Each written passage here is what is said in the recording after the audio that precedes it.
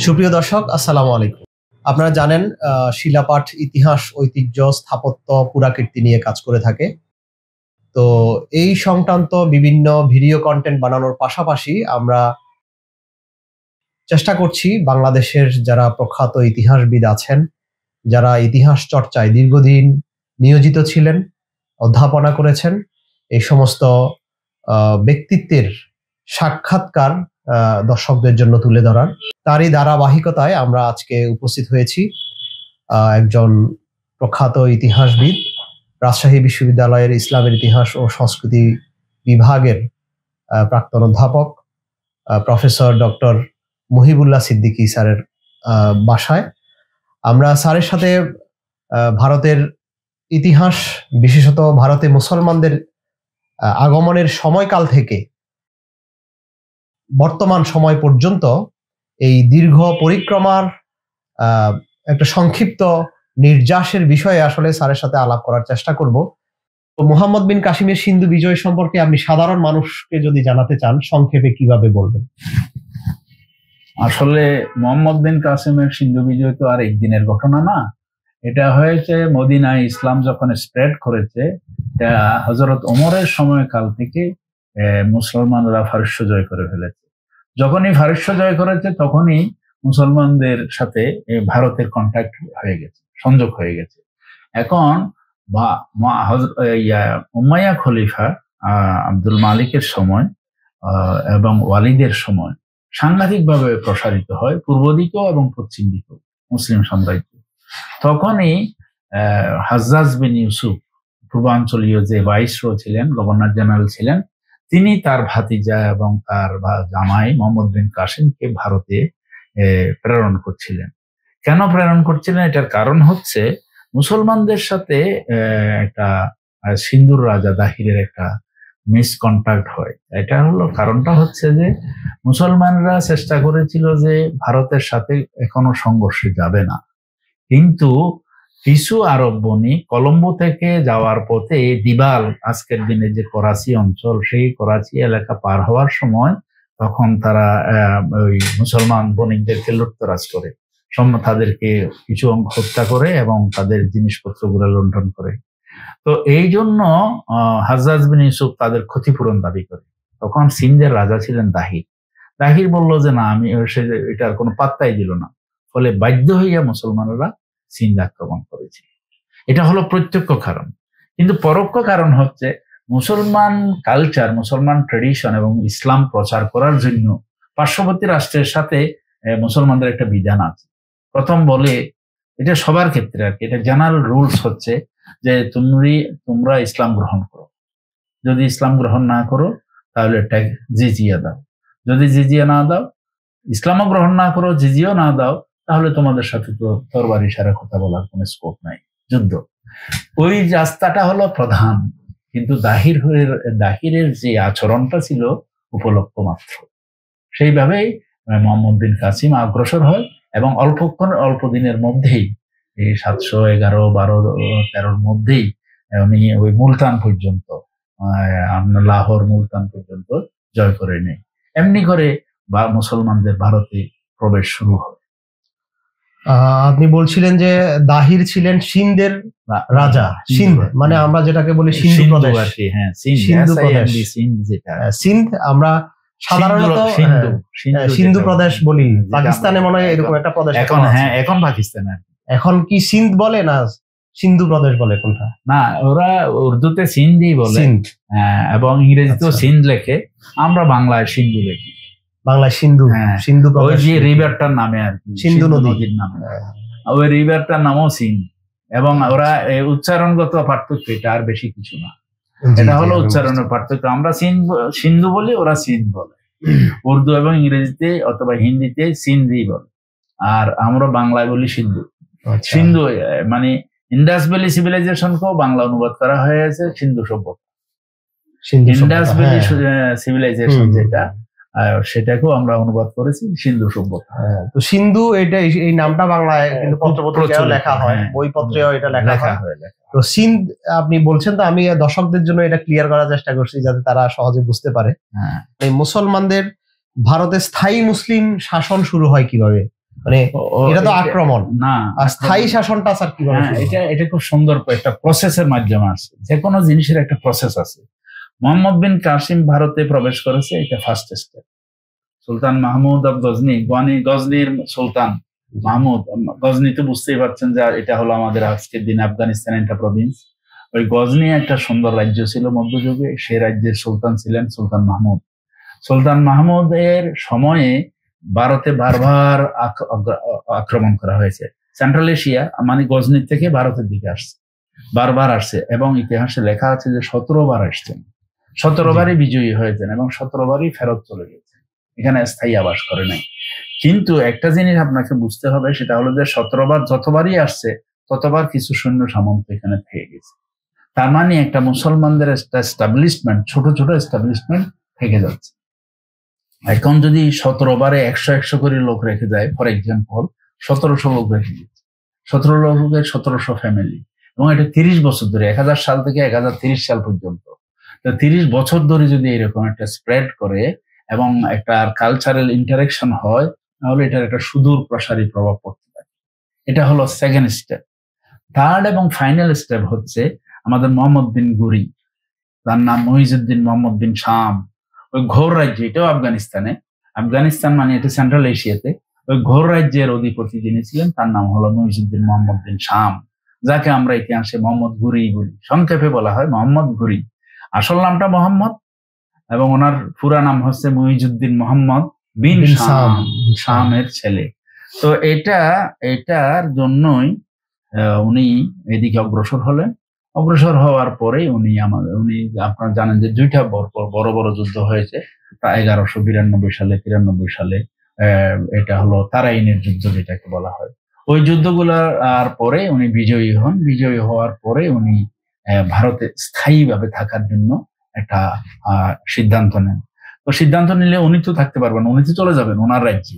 জি, মধ্যযুগে একটা ট্রেন্ড ছিল যে যার রাজ্যে আছে সে রাজ্যের অধিপতি, আর বাকি যদি কোনোটা দখল করা হয়, কোনোটা বিজয় করা হয়, তাহলে সেখানে তারা তাদের গভর্নর ডেপুটি দিয়ে চালায়। তো গভর্নর হিসেবে আমাদের এইখানে কুতুবউদ্দিন আইবেক যাকে বলা হয়, কুতুবউদ্দিন আইবেক ছিলেন ওনার স্লেভ। তো স্লেভ হলো কি, নিজের ছেলের মতো ছিল। স্লেভ মানে দাস বলতে যা বোঝানো হয় আজকে আমাদের যে কনসেপ্ট, মধ্যযুগে কিন্তু তা ছিল না। স্লেভেরা কিন্তু নিজের সন্তানের মতো লালিত পালিত হয়েছে, নিজের সম্পদের উত্তরাধিকার হয়েছে স্লেভেরা, এবং নিজের সাম্রাজ্যের উত্তরাধিকার হয়েছে। এক রাজা তার স্লেভকেই, অনেক রাজা তাদের স্লেভকে, তার দাসকে উত্তরাধিকার মনোনয়ন করে গেছে। তো মুইজউদ্দিন মোহাম্মদ বিন শাম সেই রকম ফাইনালি কুতুবউদ্দিন আইবেককে ভারতে দিল্লি নামক জায়গায় তার সাম্রাজ্যের প্রতিনিধি করে, গভর্নর করে চলে যান। গিয়ে বছর 2 পরে কুতুবউদ্দিন 6 সালে মারা যাওয়ার আগে তাকে দাসত্ব থেকে মুক্ত করে দেওয়া হয় এবং তাকে ফাইনালি এখানকার সুলতান হিসেবে ঘোষণা করা হয়, এবং কুতুবউদ্দিন আইবেকের নামে এখানে খুতবা পড়া হয়েছে। কুতুবউদ্দিন আইবেকের নামেই বেঙ্গলে পর্যন্ত, মানে আমাদের এখানে পর্যন্ত খুতবা পড়া হয়েছে এবং সিক্কা টাকার মধ্যে তার নাম অঙ্কিত হয়েছে। তাহলে ভারতের প্রথম মুসলিম সুলতান হচ্ছে কুতুবউদ্দিন আইবক। কুতুবউদ্দিন আইবেক।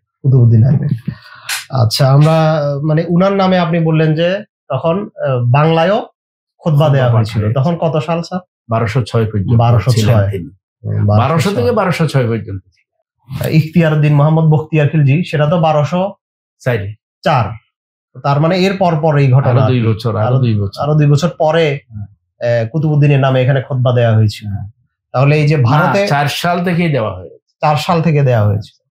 তাহলে ভারতে মুসলিম শাসন প্রতিষ্ঠার, স্থায়ী মুসলিম শাসন প্রতিষ্ঠার মানে পাশাপাশি কিন্তু বাংলাদেশেও এর একটা প্রভাব এসেছে। তো অনেক ধন্যবাদ স্যার। আমরা এর পরের যে প্রশ্নটি আপনাকে করতে চাই যে মানে প্রাসঙ্গিক, বখতিয়ার খলজির বঙ্গ বিজয় এবং বাংলায় মুসলিম শাসনের সূচনা কিভাবে হলো? এই প্রশ্নটা কিন্তু পুরোপুরি শুদ্ধ হয়নি। কারণ হচ্ছে, আমি আপনাদের একটা জিনিস বুঝাই, আজকালকার দিনে যারা বই লিখতেছে তারা সব টার্সিয়ারি সোর্স থেকে লিখতেছে, ফলে তারা প্রচুর ভুল লিখতেছে। বখতিয়ার কোনোদিনই বঙ্গ বিজয় করে নাই, এবং কোন লেখক লিখতেছে যে বখতিয়ারের বাংলা বিজয়, বাংলা শব্দেরই জন্ম হয় নাই। বাংলা শব্দটি জন্ম হয়েছে আরো অনেক পরে, শামসুদ্দিন ইলিয়াস শাহের সময়। অথচ বখতিয়ারের বাংলা বিজয়ের কথা এখন লেখা হচ্ছে, এটা ভুল। এবং বঙ্গ শব্দটাও বখতিয়ারের দখলে যায়নি। বখতিয়ার যে অংশটি জয় করেছেন সেটা মিনহাজ লিখেছে, মিনহাজ সমসাময়িক, হ্যাঁ, মিনহাজুস সিরাজ, তাবাকাতে নাসিরিতে মিনহাজুস সিরাজ 53 নম্বর যে তাবাকাত, সেখানে তিনি লিখেছেন, অথবা 52 নম্বর তাবাকাত, তাবাকাত মানে আসলে অধ্যায়, ফার্সি আর কি। এটি বাংলায় অনুবাদ হয়েছে, বাংলায় এই অংশটা অনুবাদ হয়েছে, 3টা অনুবাদ হয়েছে সম্ভবত, 51, 52, 53 এই 3টা মনে হয় অনুবাদ হয়েছে। এবং এইগুলা যিনি করেছেন আবুল কালাম মোহাম্মদ জাকারিয়া, একজন বেঙ্গল সিভিল সার্ভিসের লোক ছিলেন, আমাদের বাংলাদেশ ইতিহাস পরিষদের এক সময়কার সভাপতি ছিলেন, বাংলাদেশ সরকারের শিক্ষা 73-এর দিকে উনি মনে সচিব ছিলেন, 69 কুমিল্লায় ওনার বাড়ি, হ্যাঁ, ব্রাহ্মণবাড়িয়া। হ্যাঁ। তো উনি এটা অনুবাদ করেছেন, সেখানে পরিষ্কার করে লেখা আছে যে বখতিয়ার যেটা জয় করেছে 2টা জায়গার নাম আছে, একটা হলো লখনৌতি আর একটা হচ্ছে গৌড়। গৌড় হচ্ছে অ্যাকচুয়ালি ক্যাপিটাল, লখনৌতি হচ্ছে লক্ষণাবতী, লক্ষণ সেনের যে রাজধানী, লক্ষণ সেনের রাজধানীটাকে লক্ষণাবতী বলা হতো বাংলা এবং সংস্কৃতি। তো লক্ষণাবতী তো আর হুবহু ওরা লিখতে পারছে না, তখন তারা লখনৌতি লিখেছে, লখনৌতি।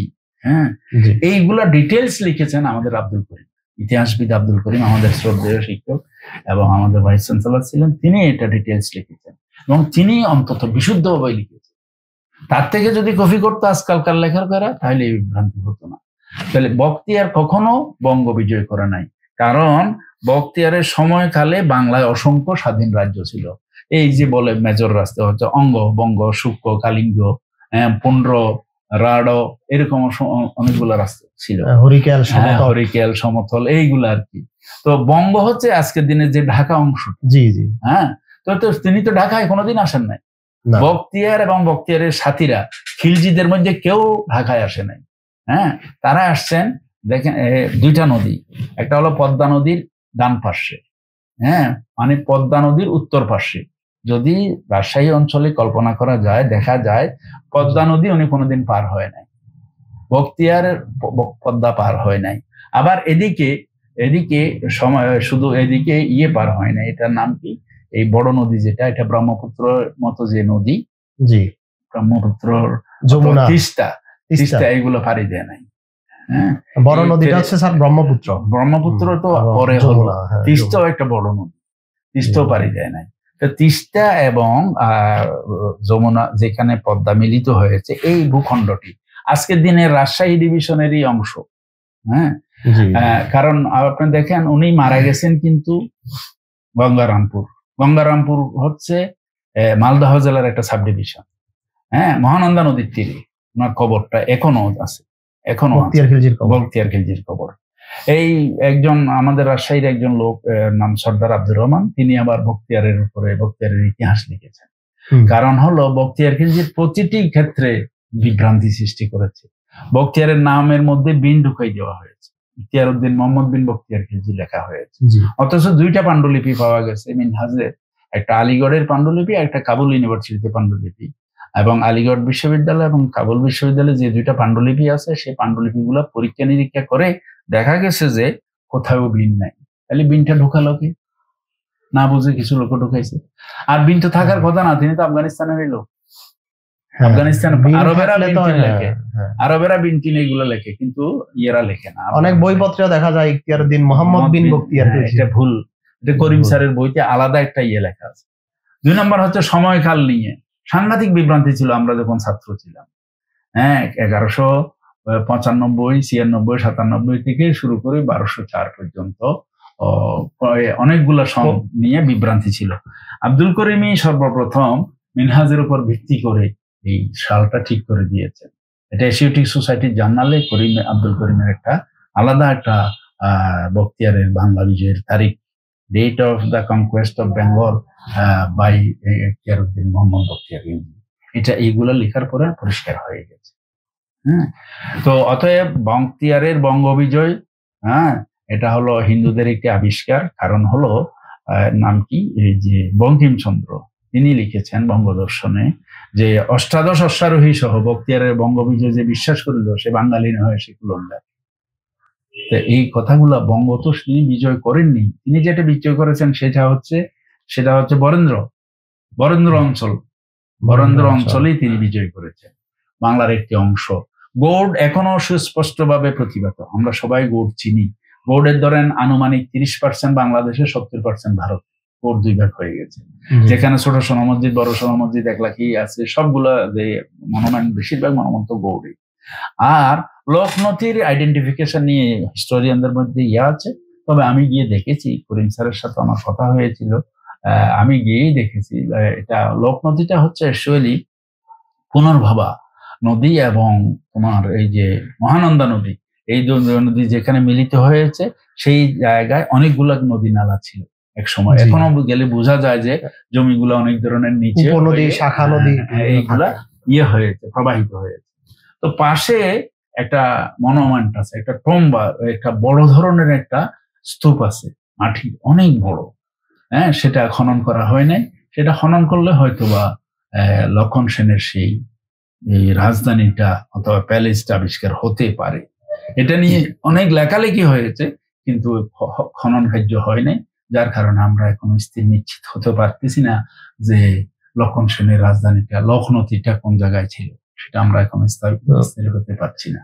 মহানন্দা এবং পুনর্ভবা নদীর মিলনস্থলের কাছাকাছি, সেটা এখন রাজশাহী বিভাগে তো নিশ্চয়ই না, রাজশাহী বিভাগে নয়, এটা হলো রহনপুর বলে একটা থানা জায়গায় আছে, এটা শিবগঞ্জ থানায় পড়ছে না, কি থানা মানে এটা তো বাংলাদেশের জেলার, চাঁপাইনবাবগঞ্জ জেলার, যেখানে শিবগঞ্জ শিবগঞ্জ নয়, এই জেলাটার নাম আছে আমাদের মমতাজউদ্দিন, নাট্যকার মমতাজউদ্দিনের বাড়ির কাছে।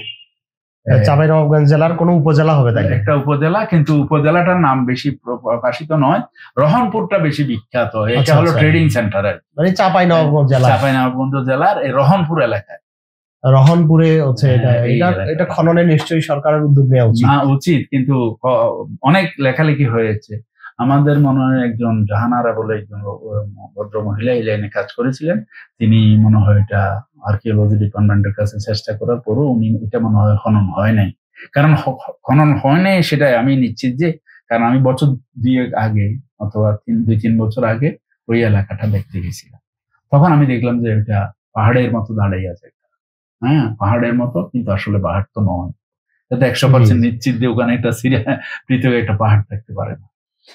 আচ্ছা আচ্ছা, বুঝতে পারছি স্যার। তাহলে আমরা বখতিয়ারের বঙ্গবিজয় এই কথাটাই যে ভুল, কথাটা যে বখতিয়ারের গৌড় বিজয়, লক্ষণাবতী বিজয় অথবা লখনৌতি বিজয়, এইগুলো এই সমস্ত প্রশ্নগুলো হতে পারে, এইভাবে হতে পারে, কিন্তু বঙ্গবিজয় কথাটি শুদ্ধ নয়, অতএব প্রশ্নটি শুদ্ধ হচ্ছে না।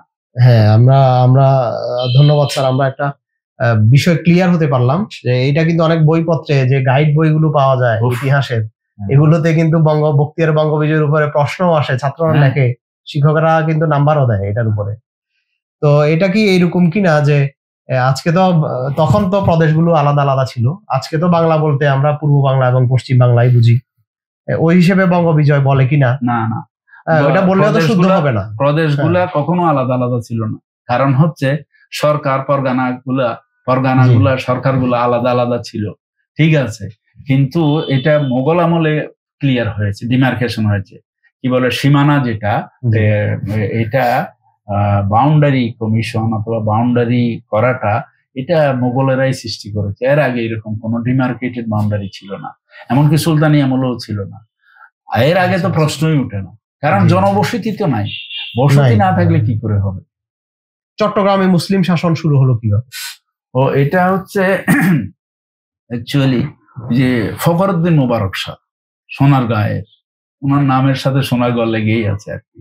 সুলতান ফখরুদ্দিন মোবারক শাহ বেঙ্গল সোনারগাঁয়ের শাসক ছিলেন, তিনি সর্বপ্রথম আমাদের চট্টগ্রাম বিজয় করেন।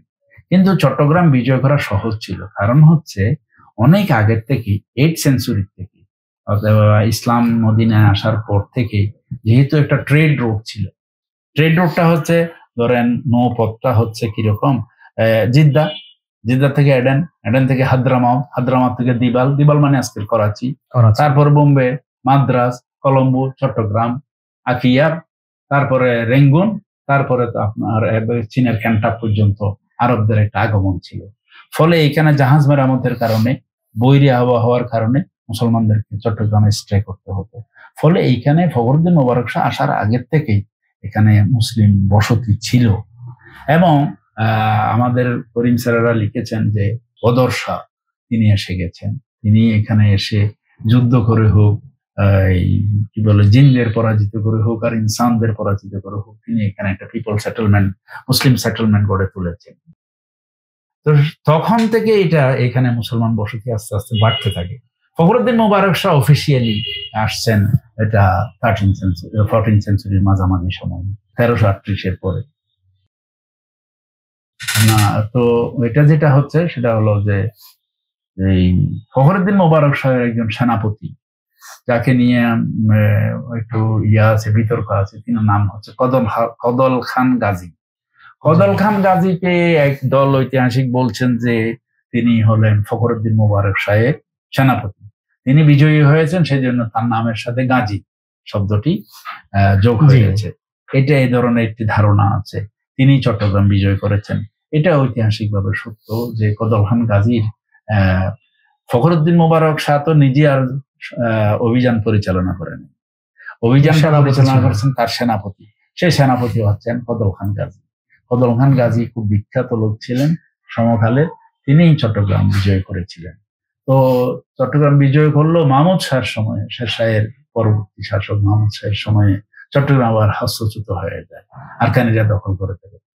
চট্টগ্রাম নিয়ে বরাবরই তিনটা শক্তির যুদ্ধ হয়েছে, একটা হলো আরাকান, একটা বেঙ্গল অথবা সোনারগাঁ, আরেকটা হচ্ছে আমাদের এই ত্রিপুরা।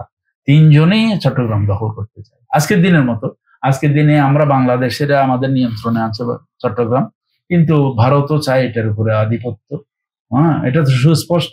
আবার চায়নাও চায় যে এটার থেকে একটু বেনিফিট নিতে। তিনটা শক্তি বরাবরই ইতিহাসের সূচনা লগ্ন থেকে অদ্যাবধি তিনটা শক্তি বরাবরই চট্টগ্রাম বন্দরের উপর আধিপত্য বিস্তার করার চেষ্টা করেছে। ফাইনালি চট্টগ্রামটা মুসলমানরা দখল করেছে 1666-এ। ওই যে আমাদের উমেদ খান, শায়েস্তা খানের ছেলে, আওরঙ্গজেবের সময়। আওরঙ্গজেবের মামা হচ্ছেন শায়েস্তা খান, আপন মামা, মমতাজ মহলের ভাই। শায়েস্তা খানের ছেলে, বড় ছেলে। শায়েস্তা খানের সৌভাগ্যবান মানুষ, 11টা ছেলেই জেনারেল ছিল। করিম স্যার 11 জনের নাম নিয়েছে, জাফর খান, নসর খান, ইরাদত খান, আবুল খান, এ সবগুলা। উমেদ খান হলো অবশ্য বড় ছেলে, অবশ্য একদম 1 নম্বর নয়, তার আগে আরো একটা ছেলে ছিল, সেটা মারা গেছে, যার কারণে উমেদ খানকে সবাই জ্যেষ্ঠ পুত্র লিখেছেন। জ্যেষ্ঠ পুত্র লিখলে ভুল হচ্ছে না, এই জন্য যে আগেরটা তো মারাই গেছে, ছোটটা বড়, ছোট থাকতেই মারা গেছে। তো তখন থেকে 1666 থেকে অদ্যাবধি চট্টগ্রাম বেঙ্গলের সাথে আছে, আর কখনো হস্তচ্যুত হয়নি। তাহলে আমরা যেটা সহজভাবে বলতে পারি যে চট্টগ্রাম মুসলমানদের শাসনাধীনে আসে প্রথম ফখরুদ্দিন মোবারক শাহের আমলে, কদল খান গাজীর নেতৃত্বে, আর দ্বিতীয়বার হচ্ছে যে মুঘলদের মাধ্যমে উমেদ খান নেতৃত্বে, মুঘল আমলে উমেদ খানের নেতৃত্বে। তখন ওনার নামের অংশই হচ্ছে বুজুর্গ উমেদ খান। উনি ব্যক্তি বুজুর্গ ছিলেন তা বোঝানোর জন্য নামেই হচ্ছে বুজুর্গ। ফার্সিতে বুজুর্গ বলতে কিন্তু আমরা যে বুজুর্গ বুঝি সেটা নয়। ওখানে সিনিয়রকে বুজুর্গ বলে, বাপকে বুজুর্গ বলে, দাদাকে বুজুর্গ বলে, শিক্ষককে বুজুর্গ বলে। মানে মুরব্বী শব্দটি আমাদের বাংলা ভাষায় যেরকম মুরব্বী শব্দ আছে, সেরকম একটা শব্দের বিকল্প শব্দ হচ্ছে বুজুর্গ। উমেদ খানের নামের আগে বুজুর্গ ছিল, অফিসিয়ালি ছিল। এটা তো অনেকে থাকে, যেমন চৌধুরী আলম, আমরা অনেক সময় বাংলাদেশে এরকম লকবের সাথে নামকে মিশে যেতে দেখি। এটা লকব নয়, এটা নাম রাখা হয়েছে আর কি। তো তাহলে মুসলমানদের চট্টগ্রাম বিজয়, এখানে ওই যে কদল খান গাজীর নাম যেটি বললেন, যিনি ফখরুদ্দিন মোবারক শাহের সেনাপতি ছিলেন। তো ফখরুদ্দিন মোবারক শাহ তো মানে সোনারগাঁওয়ের শাসক ছিলেন, কিন্তু ফেনী অঞ্চলে তার একটা তিনি মানে নোয়াখালীতে জন্মগ্রহণ করেছেন এরকম কিছু মতামত পাওয়া যায়, মানে শুনেছি আর কি। আবার নোয়াখালীতে ফখরুদ্দিন মোবারক শাহের কিছু কিন্তু কীর্তি এখনো আছে। যেমন ফেনীতে একটা মসজিদ আছে, আমরা এটা নিয়ে, এই মসজিদটা নিয়ে ভিডিও করেছি 700 বছর আগের, মানে সুলতানি আমলের। এটা দেখলেই বোঝা যায় সুলতানি আমলের যে বৈশিষ্ট্যগুলো সেগুলো আছে। তো এটা ফখরুদ্দিনের মসজিদ নামে এখনো পরিচিত। হতে পারে, এটা কারণ আমি একটা জিনিস বলি আপনাকে, সেটা হচ্ছে যে সবাই জানে আর কি, সেটা হচ্ছে চট্টগ্রাম থেকে সোনারগাঁও পর্যন্ত একটা রাস্তা তৈরি করেছিলেন, এটা নাকি এখনো আছে। এবং হদ্দিনের পথ, হদ্দিনের পথ, হদ্দিন মানে ফখরুদ্দিন, এটা আমাদের এলাকা দিয়ে, আমাদের ফেনী দিয়ে এটা আসছে। তো এটার কোন কোন জায়গা এখনো অনেকে আছে বলে, কিন্তু আমি আসলে স্পেসিফিক লোকেট করতে পারি নাই। আমি তো ফেনী জেলায় অনেকগুলো কাজ করেছি, যেহেতু আমার বাড়ি ফেনী, সেখানে ফখরুদ্দিনের মসজিদ আছে, যেটা সুলতানি আমলের মসজিদের আশেপাশে দিয়ে মসজিদে, ওখানে ফখরুদ্দিনের দ্বিতীয় রাজধানী ছিল এরকমও মানে কিছু বইপত্রে আমি পেয়েছি। তো এই ফখরুদ্দিনের যে আবার মানে সেনাপতির কথা আপনি বললেন, কদর খান গাজী, তার নামে ফেনীতে এখন একটা রোড আছে, রাস্তা, এটা কদর গাজী রোড। ফেনী আপনি দেখবেন ঢাকা যাওয়ার পথে ফেনী যে রেল স্টেশন, এই রেল স্টেশনের পাশ দিয়ে ফেনীতে একটা রোড চলে গেছে, এটাকে কদর গাজী রোড বলে, এখনো আছে। হয়তো ওই রাস্তা দিয়ে তিনি এসেছেন, হইতে পারে, বা ওনার নামে এই রাস্তাটার নামকরণ হয়েছে। তো আমরা চট্টগ্রাম মানে সোনারগাঁও থেকে আসলে ফেনী বা নোয়াখালী হয়েই তো চট্টগ্রামে আসতে হয়েছে আসলে। তো এই যে হদ্দিনের হদ, বা এই যে জিনিসটা, এটাও ফেনীতে, এটা নিয়ে অনেক লেখালেখি আছে, বিস্তৃত আছে, করিম স্যার বলছিল, আমি নিজে দেখি নাই, কিন্তু করিম স্যার আমাকে বলছেন যে